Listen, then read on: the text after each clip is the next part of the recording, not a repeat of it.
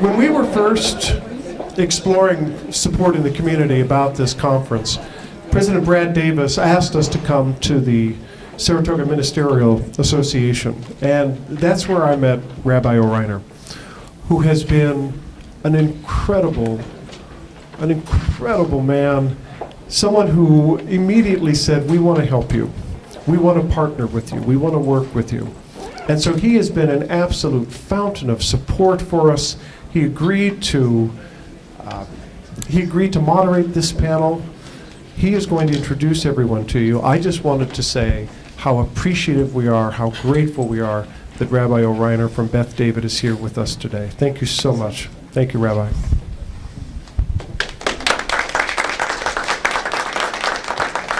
Good morning to you all, and the feelings are mutual, Dr. Kelly. I know that my community, Congregation Beth David, and the Jewish community of Silicon Valley are incredibly grateful to West Valley Community College for putting on this symposium of helping to shed light not just on the Holocaust, the genocide that affected the Jewish community. Today is Holocaust Memorial Day in our own calendar, and yet we are more than aware of the genocides that have taken place both before and after our own atrocities and trauma that our people have faced. And so to be able to moderate a panel of individuals who in their own way and in their own time experienced genocide, it is in a very difficult way a blessing for us all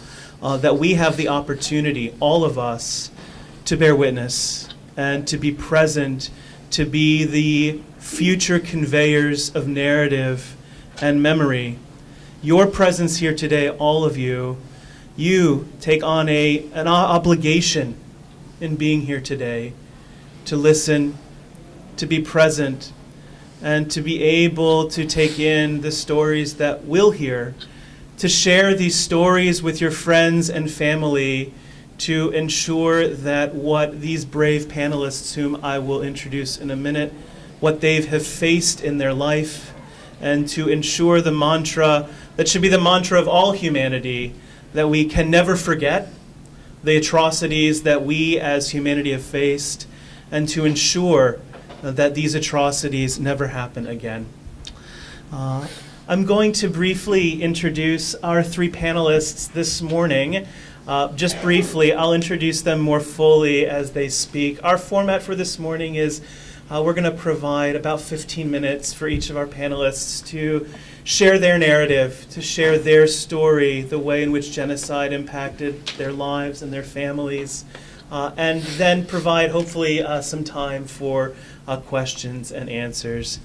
So with that, I'd like to introduce our first speaker, Hatixhe Grbeshi. Hatixhe is a former refugee from Kosovo and a tireless legal advocate for vulnerable communities in law, mental health, domestic violence, and disability through her work at the Santa Clara Law Group. She served as co-president of the United Nations Associations of USA of Silicon Valley in 2017 and currently serves as a consultant at Lincoln Law School of San Jose and on the advisory board for nonprofits and profits both locally and nationally. She was the 2017 recipient of the Beacon of Light Award by the Santa Clara County Office of Immigrant Relations for innovation in programs and services for refugees and immigrants. And before I turn over the microphone to Hatixhe, I also want to introduce Mrs. Channery Bill, who is with us, and Jeffrey Imus, and I will introduce them in just a little while.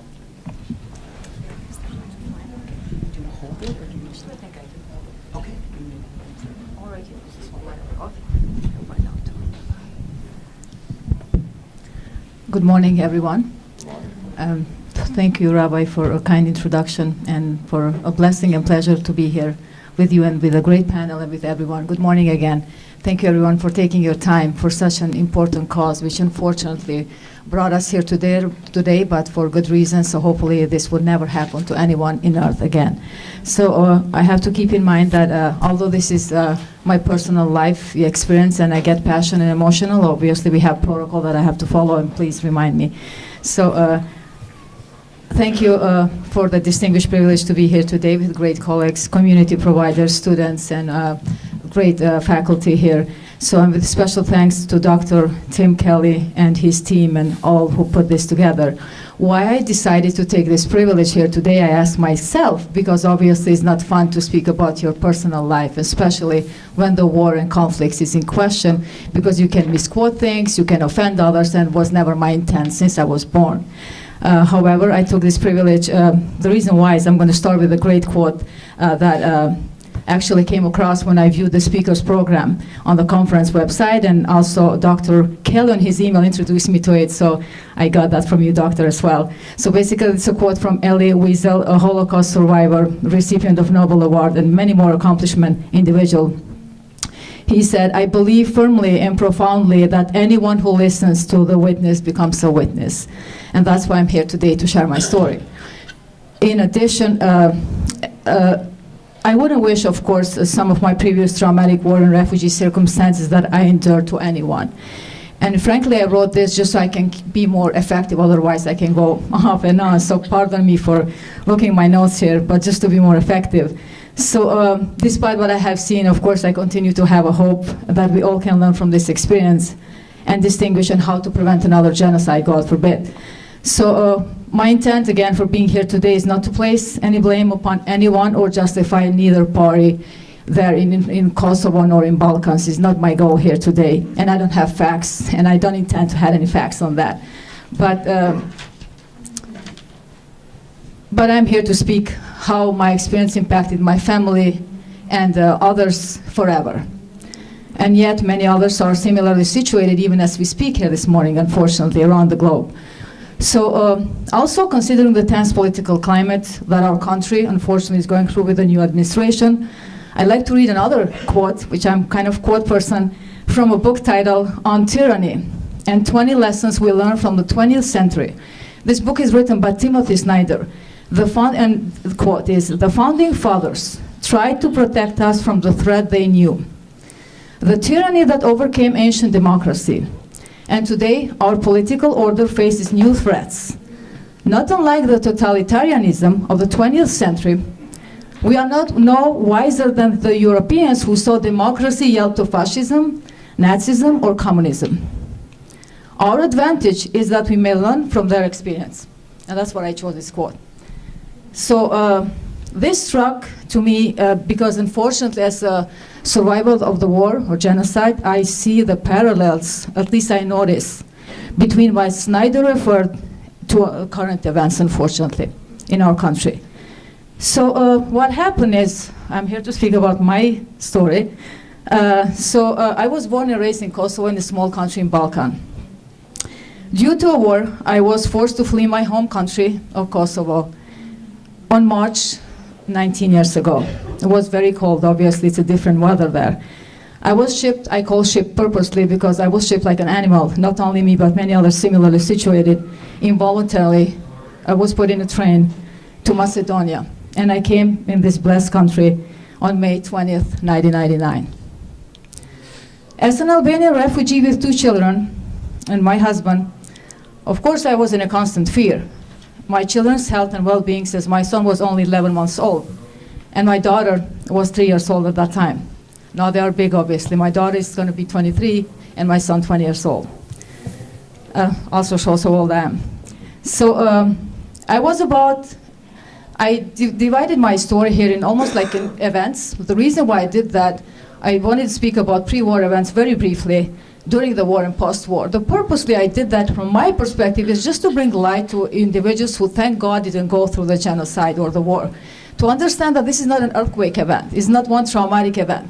It's a sequence of events, unfortunately, that happened in many, many years. So that's why these traumatic events, these PTSD, are totally different. So I was about 9 years old when the protest began against the regime that was against our Kosovars that started to strip our limited rights that we had.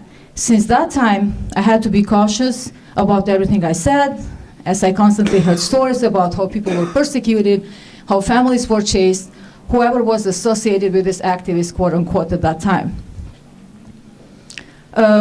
It wasn't until later that I was told about a story about my father, God bless his soul, that he was wrongfully placed in a jail.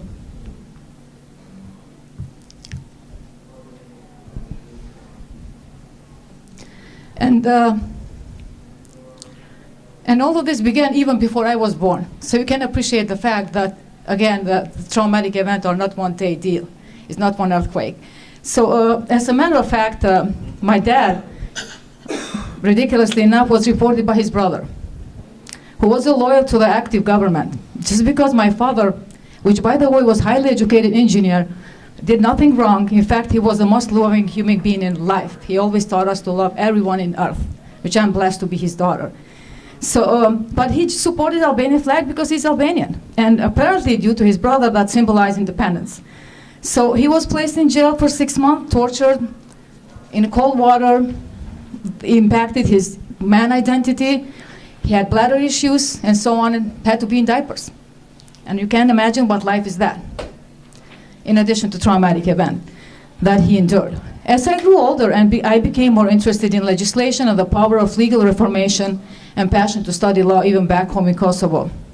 Like today's date, unfortunately, for different reasons here for gun control, I was invited then at that time in 24 hours march to peacefully protest. I was a high school student and enrolled in law school at the same time. And I went without asking my family, which was a big deal at that time. I'm a Muslim, Albanian, was a young lady. So you kind of was different dynamics in that time. So I walked from Peja, my hometown, to Pristina, capital of Kosovo. And these are just some highlighting events, obviously, for the time that I have, just to bring some flavor of what a refugee or survivor goes through.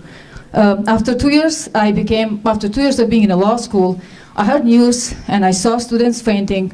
I don't know, frankly, was it due to the gas or chemical attack? I can speculate. Well, it's beyond of my scope, but I know people were fainting, were suffocated, have a white stuff around the mouth, and so forth. So obviously I was afraid, and I stopped even going in a protest and raising a voice, of course. And 2 years into my law school in Kosovo, there was sudden infestation of military and political officials were sent. They were closing down Albania's news headquarters, Albanian educational centers, law school, and so on. So with the new ban on Albanian schools and others Albanian references, they were changed because that's how began the eradication from my perspective and others. So shortly after, secret Albanian schools were reopened, and I eagerly but cautiously decided to take the possibly fatal trip for 2 more years to attend the law school back in Kosovo. And of course, only this chapter by itself can write a book or can speak a month, unfortunately. But after graduation, and of course attending the law school during that time and exams, I vividly remember, unfortunately, how you had to go from classroom to classroom in a bricks, not habitable houses, just to be as secretive houses, if you will, schools not to prompt or to have others, the authorities, see that there is a law school or education happening. So picture studying, frankly, I don't know how we did it, plus cold weather and so on. But of course, I was dedicated, and thank God I did, and thank God I finished, despite the fear. So, and of course, after graduation, I still had to hide my diploma to secure my status, and many others did the same, just because being Albanian. So another unfortunate event is I had to deliver my son during the wartime. He was born premature, and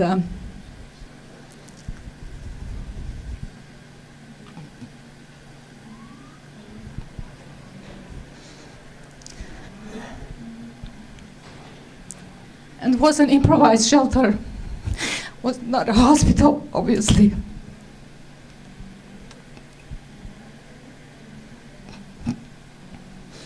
And at the same time, of course, you hear the gunfires. I ask even myself, am I 200 years old in the 21st century, a law graduate, and with a lot of international laws, you go through all of this stuff, and people go even today. It's not only me, obviously, but just to highlight what happened in a modern world and what happened to many others. So though it wasn't allowed, of course, I sent my son to a private doctor the evening when I was released from this improvised shelter because he was born premature. And of course, why he was born premature goes without saying when you have stress and it's wartime, pre-war time officially. I was released from this labor shelter, which placed my baby and myself and doctor's life risk. I went to see the doctor, God bless him. Without sufficient supplies, he taught me how to care for premature infant at risk. And he gave me a lot of good advice, such as a makeshift incubator, which is a long story by itself. But that is life today, and he and I was talking about this speech today. And speaking about the last song this morning, despite recovering, speaking about these events and writing last night, still I'm blessed, speaking about being blessed and appreciating life, because could have been always worse. So during the official war, of course this is one of now the next stage, if you will, of the traumatic events.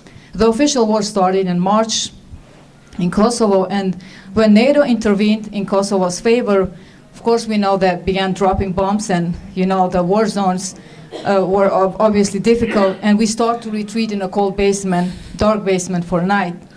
After hours of waiting, obviously it was very cold, and of course I remember vividly, unfortunately, every moment of my life during these traumatic events. My son was 11 months at that time. Again, I have no facts, was a chemical attack or was gas, I don't want to speculate, but I know something was like a grenade. We almost choked for 2-3 seconds. We have to go to the first floor of this house. Then the siren of the war started, and I thought about the Jewish and other communities and the movies that I saw in my life. I said, wow, is this happened to me now? So it's interesting and sadly how things get repeated. The history gets repeated in life. So then we had to flee to another neighborhood to apparently be safe with many families in 2-bedroom, with limited food, lights, of course, and limited everything. At the same time, you hear bombing, you hear the gunshots, who was fighting who, again, I have no idea. I didn't care. I had a son to take care of. I had a daughter. We were 2-bedroom with so many families. Was, of course, very difficult. And again, I'm just highlighting some main events that are in my head forever. We were there for a few days. I'm not sure how many weeks because you don't keep track of time. But then one day, the paramilitary from the different opposing regime came in our home, not in our home, but the place where we were sheltered, and with masks, they divided the husbands from wives, and they told us, go back in a different country, this is not your place, go in Albania. And frankly, I'm Albanian, but I'm not Albanian from Albania, I'm Albanian Kosovar. To me, that's the only place that I knew in life. But we had to follow the instructions, and we had to walk, don't turn your back, basically grab your kids. If you can grab a bottle, you are lucky. And then you just walk. So you don't know where you are walking, you don't know where they are taking you. But you, of course, you just keep praying and be hopeful. But what I know for sure, it's how humans can be almost like animal to some extent. Because at that point, obviously you take care about your kids, but you see a big line in front of you, people in the back, a lot of tanks, and they were shooting. Not us, but either in the air or in the foot. So you guys keep walking fast, because there was a goal that before evening, before the NATO will start bombarding, that they should either put us in a train to ship us, whatever was their goal. Now I know was in Macedonia after the fact, but during the process you know where you are heading, obviously. And then I remember my mother-in-law, of course, got sick. You see people fainting, and you want to be the best human being in earth, but then you have your kids. It's just kind of, it's a moral challenge too. Do you want to save yourself? Do you want to save other people?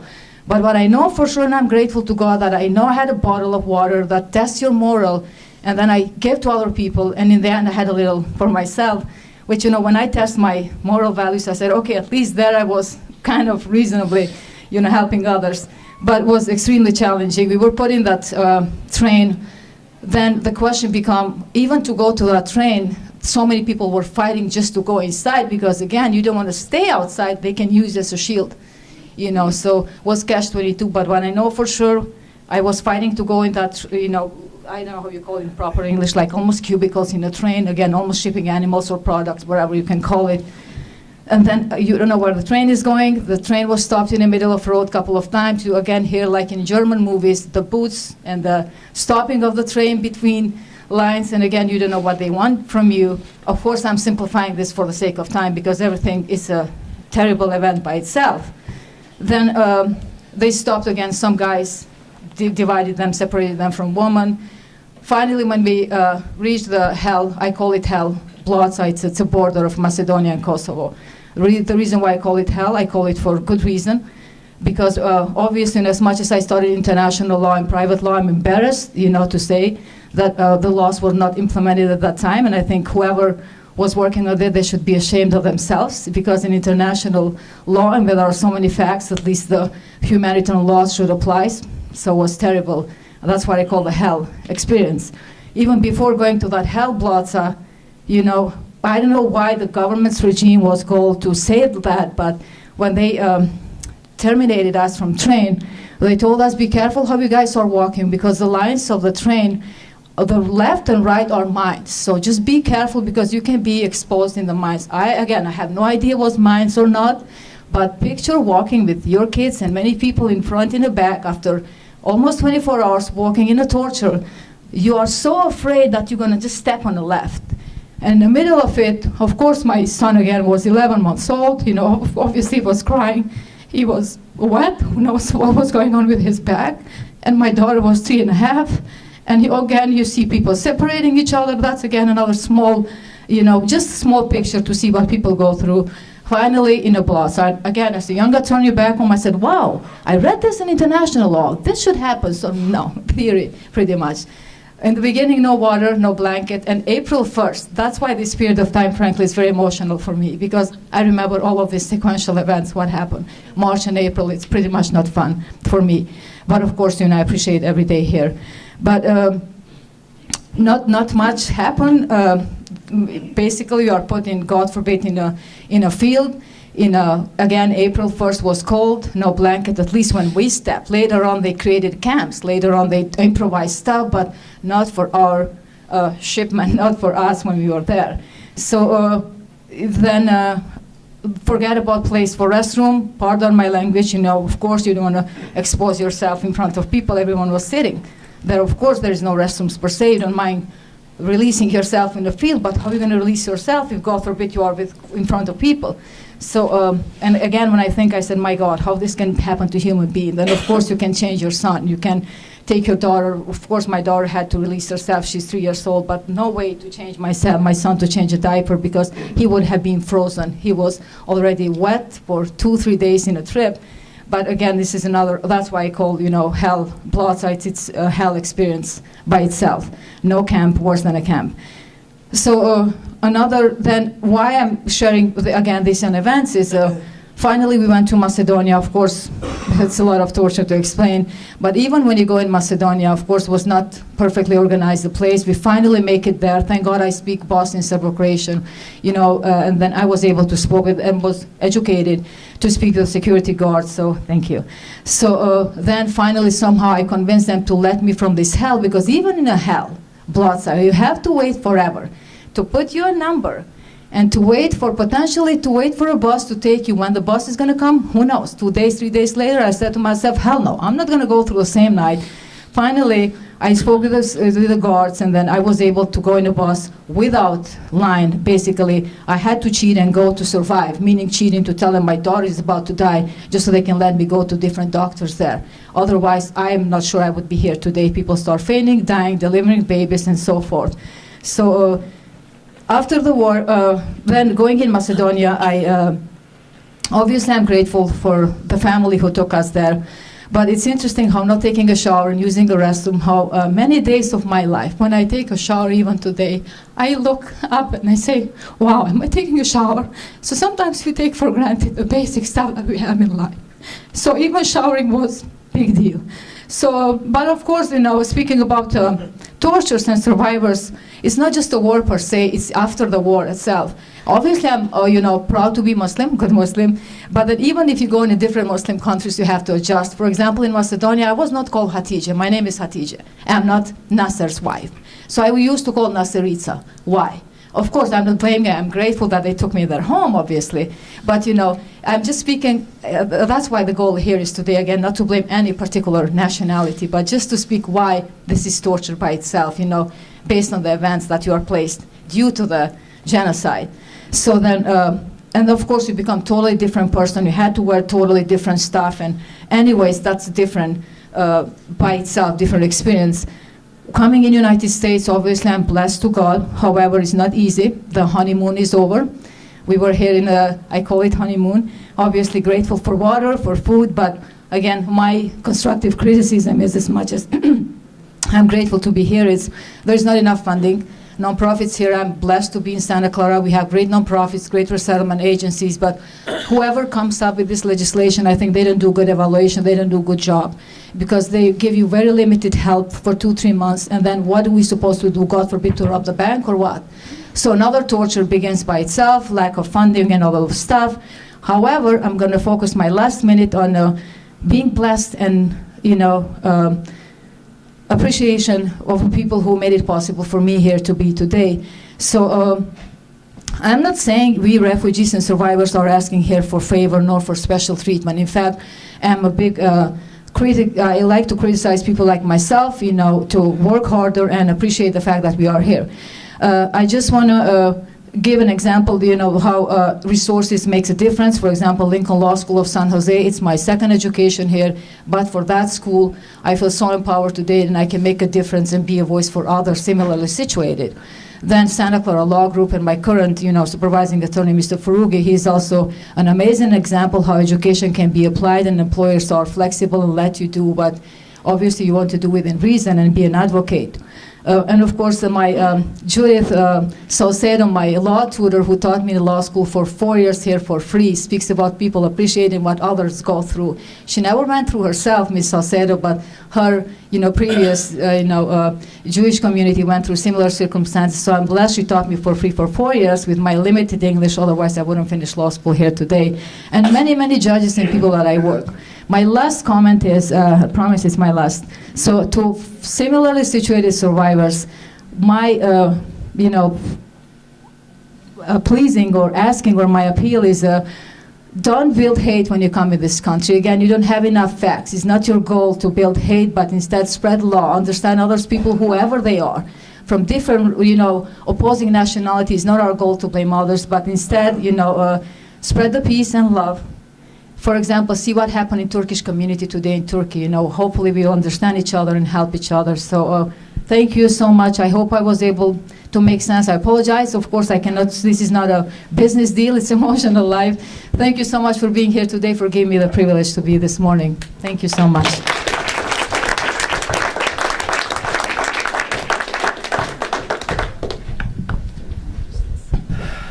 Thank you, Hatixhe, for being willing to share with us the difficulties of your journey and your experience.